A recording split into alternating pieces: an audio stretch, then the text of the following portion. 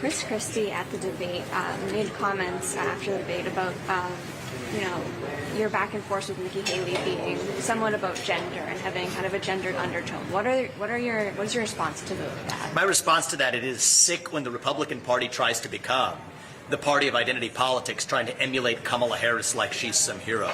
And I was talking about my wife earlier. I married the strongest woman I know in my life, and I stand for every American, man or woman, achieving not only the maximum of their potential, but I think it is sexist to use identity politics to try to shield someone else from criticism.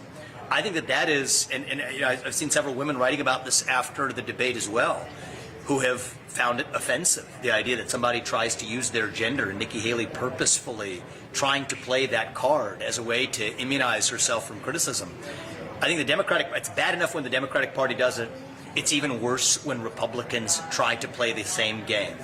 My view is, if Donald Trump were going to get criticized or asked questions for releasing his tax returns, then Nikki Haley should answer the same questions. I think that she needs to release 20 years of her tax returns, as I've done. Ironically, as she was calling on Donald Trump to do in 2016.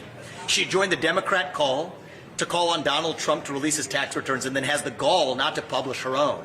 And she also owes it to the American people to list the clients of Allied Defense LLC.